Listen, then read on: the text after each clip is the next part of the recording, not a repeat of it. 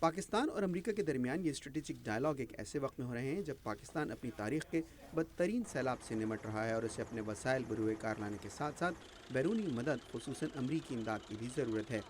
لیکن دوسری جانب تواتر کے ساتھ ہونے والے ڈرون حملوں کی وجہ سے پاکستانی عوام میں امریکہ مخالف جذبات اپنے عروج پر ہیں، جبکہ امریکی میڈیا میں پاکستان کو اس حوالے سے تنقید کا نشانہ بنایا جا رہا ہے کہ وہ شمالی وزیرستان میں ان دہشت گردوں کے خلاف کارروائی نہیں کر رہا جن سے امریکی مفادات کو براہ راست خطرہ ہے۔ انہی وجوہات کی بنا پر بعض مبصرین موجودہ ڈائلاگ کے حوالے سے پر امید دکھائی نہیں دیتے۔ میرا اپنا ذاتی رائے یہ ہے کہ نہ تو یہ اسٹریٹجک ہے اور نہ یہ ڈائلاگ ہے۔ اسٹریٹجک وہ بات ہوتی ہے کہ جس میں آپ لانگ ٹرم فیوچر کے بارے میں سوچیں، آپ یہ سوچیں کہ میری آج کی موو کا اثر اگلی جنریشن پہ کیا پڑے گا۔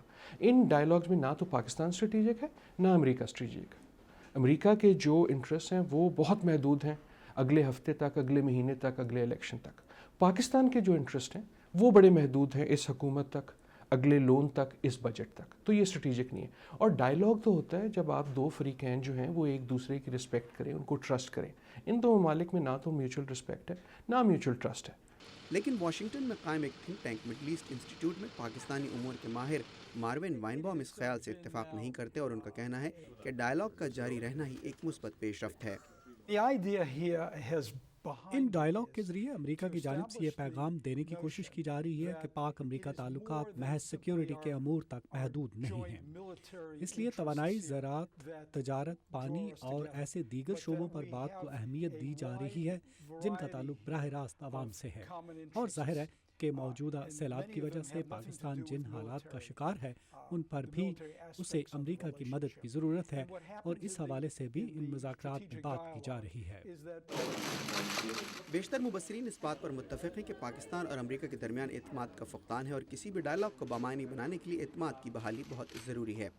لیکن امریکہ کی باسٹن یونیورسٹی میں انٹرنیشنل ریلیشنز کے پروفیسر عادل نجم کا کہنا ہے کہ موجودہ صورتحال کا مثبت پہلو یہ ہے کہ اب دونوں فریقین اپنے تحفظات کا اظہار کھل کر کرتے ہیں۔ اگر اس میں کوئی اچھا پہلو رہا ہے پچھلے ایک سال میں تو یہ میں ضرور کہوں گا کہ پچھلے ایک سال میں امریکن پاکستان جو گفتگو ہے has become much more honest than at any point in Pakistan American history. اگر آپ اسے جنرل مشرف کے دور سے فار ایگزامپل کمپیئر کریں تو اب جو گفتگو ہے وہ زیادہ ٹرانسپیرنٹ ہے، اب جو گفتگو ہے وہ زیادہ آنیسٹ ہے۔ اس کا یہ مطلب نہیں ہے گفتگو آسان ہے، لیکن transparency and honesty are good things.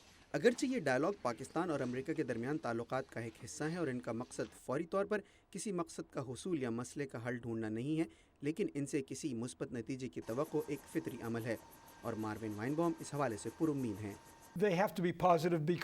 اگرچہ دونوں فریقین اس حوالے سے پورے اعتماد ہوں گے کہ ڈائلاگ کے اختتام پر وہ کوئی مثبت اعلان کر پائیں گے، اگر ایسا نہیں ہوتا تو ڈائلاگ کا اہتمام بھی نہیں کیا جاتا۔ میرے خیال میں ان مذاکرات کو مثبت اور مؤثر اسی بنیاد پر کہا جا سکتا ہے جب اس کے اختتام پر ایسے پروجیکٹس کا اعلان کیا جائے جو براہ راست عوام کی فلاح کے لیے ہوں۔ پاکستان اور امریکہ کے درمیان اعتماد کے فقدان اور دونوں ممالک کے تعلقات میں اتار چڑھاؤ کے پیش نظر ہی بہت سے مبصرین کا کہنا ہے کہ اس نوعیت کے ڈائلاگ کا اعلیٰ سطح پر جاری رہنا بہت ضروری ہے۔ لیکن ماروین وائنبام سمیت واشنگٹن کے بہت سے تجزیہ کاروں کا کہنا ہے کہ اس قسم کے ڈائلاگ میں سب سے اہم بات یہ ہے کہ اسے دونوں ممالک کے عوام کی تائید حاصل ہو۔ کوکب فرشوری، اردو VOA، واشنگٹن۔